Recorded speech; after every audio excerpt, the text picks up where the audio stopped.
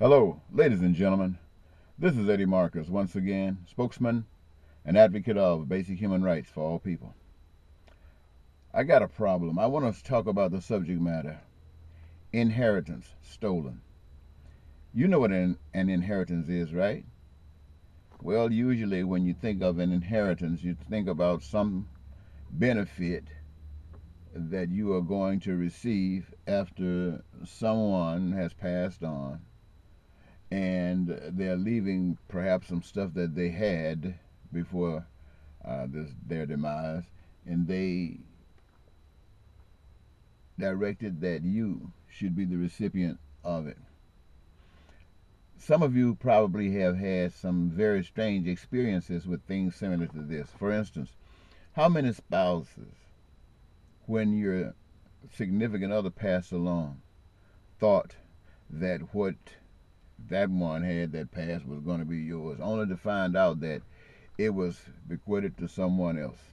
How many of you thought that you, sons and daughters, thought that you would be left a house or a car or this, only to find out later on that it wasn't given to you, perhaps because you made the deceased angry about something? Maybe they wanted you to stay with them and kind of look after them for a while, and you, for whatever reason, chose not to do it, and so this is their way. Well, that's okay if you're a child and parents wanted you to come stay with them and you had another situation that would not permit it. But what about a spouse? A spouse who just knew they'd get the house and you gave it to a sister or something. Do you think that would be fair? What kind of changes do you think the people would go through who had to experience that? I think they would go through a lot of changes. But if you can get upset with that, what about a nation? A nation where all the people who were put on this nation were prepared to exist on this nation, because whoever put this nation here put everything that is required to continue your survival right here.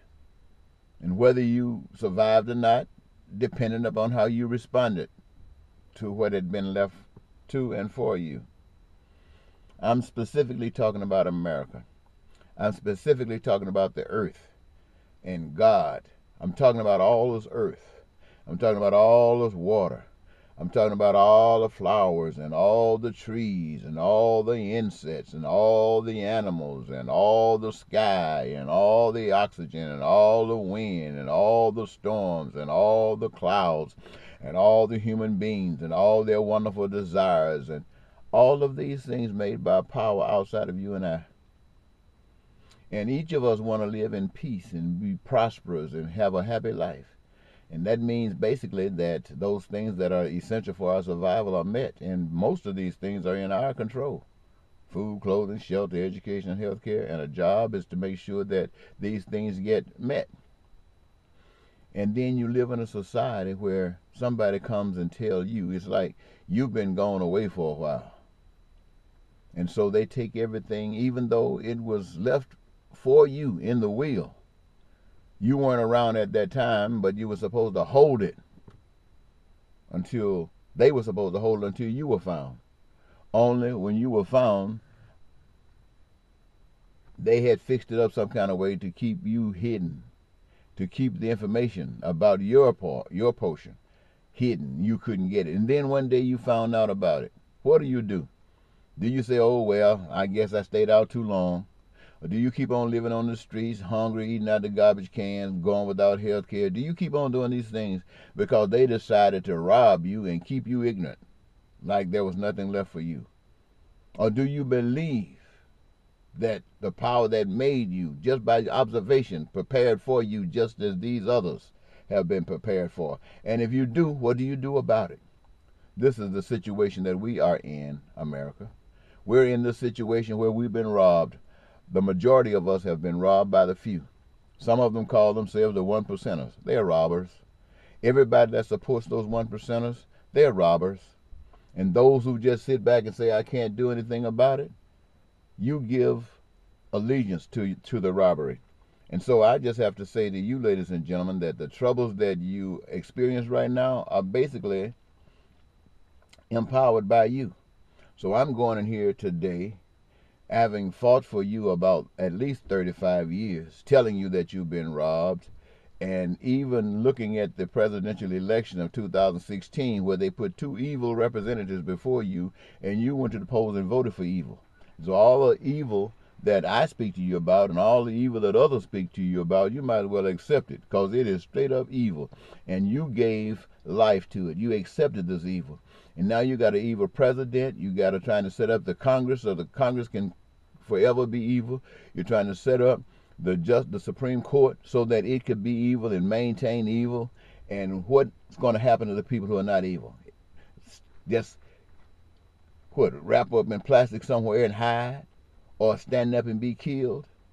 This is America that I'm speaking to you about. Everybody in America, doesn't matter whether you black, white, male, woman, straight or gay, straight or gay. If you are going through changes because your resources are not available to allow you to have an adequate life, it's because you've been robbed. You've been robbed by the 1%ers. You were initially robbed by the white man, and that whiteness spread it to the black people, who they accepted, who was willing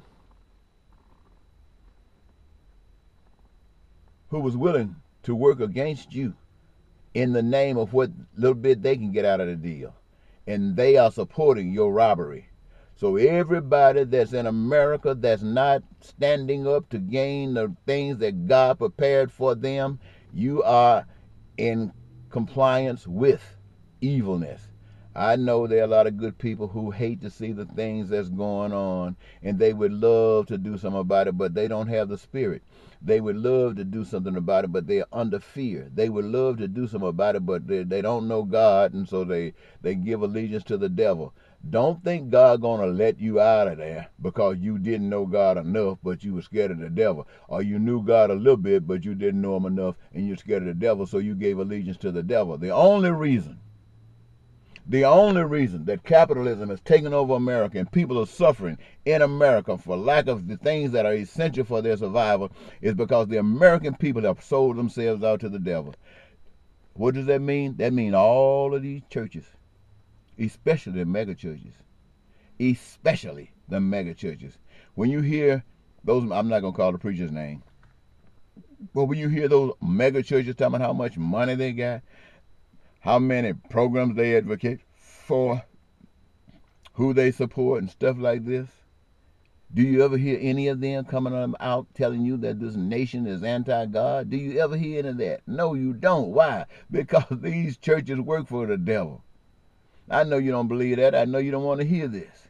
I was at a meeting the other day where some organization was trying to alert the people, especially Christians, how the fallacy of the Bible and how it is constructed can mess them up for life.